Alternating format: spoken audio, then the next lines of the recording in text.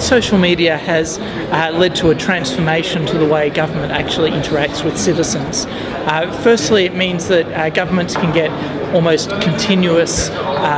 feedback from citizens and actually understand the impacts of programs and policies, and get feedback on services as they roll out and as they move through their life cycle.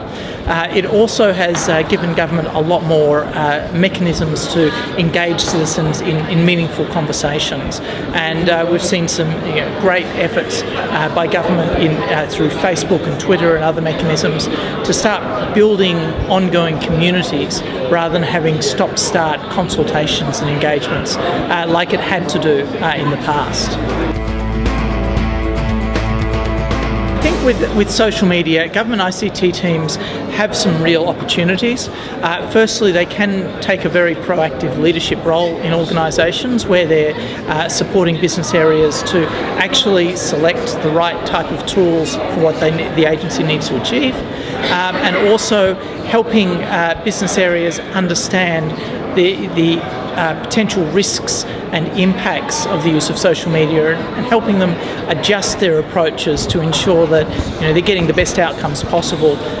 and minimising the risks along the way.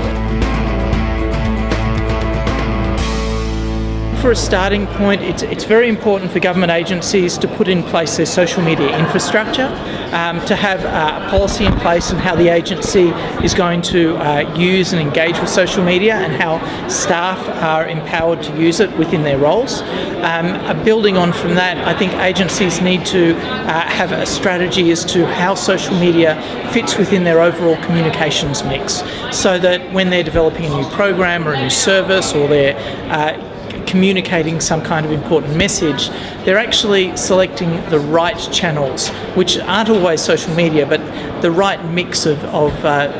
channels to actually engage and inform citizens of what's going on. I think a lot of the perceived risks of social media are around the negative feedback that government agencies might get. In my experience, and the experience of a lot of my colleagues who've run social media channels in government as well, is that that's a fairly short-term issue. What the longer-term issues around or risks around social media are to do with resourcing. There are some issues around privacy, and there are some issues around how you actually manage channels on an ongoing basis. So on the resourcing front, social media looks very, very low cost, but there is a physical cost in terms of you need people to man it, you need to be able to feed content in, you need to be able to manage communities, and basically ensure that firstly they stay on track and they're actually useful communities for the participants and for the agency, but also that they don't get overtaken by particular interest groups or lobbyists. In terms of looking at the other risks around privacy,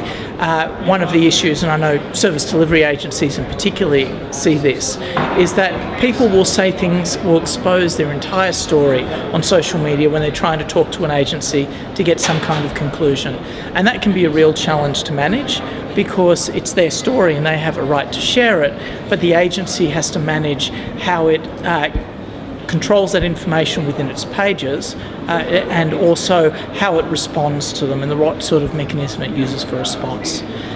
So those are some of the challenges I think that we're really seeing. And the third one is, how do you actually keep a channel going for a very, very long period of time? So I think the oldest social media channels in government are really only about 4 or 5 years old, so they haven't lasted for 10, 15 years as some forums have already lasted. But often government shuts down programs or runs a campaign and then ends it, and actually shutting down those campaigns in a way that doesn't lose the audience or cause sort of a negative feedback is very, very important. So I do advise agencies to always have your exit strategy in place when you actually establish what channels you're going to set up in the first place. I think this has been a great event so far. There's been really good speakers, and I think we've had some speakers from other places like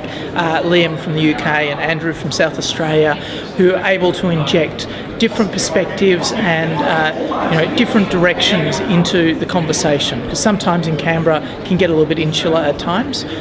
So getting that cross-fertilisation with other jurisdictions is really important. I also think the exhibition is really good because it's an opportunity for people in government to, without pressure, look at different offerings on the market and engage with the people they want to engage with, and basically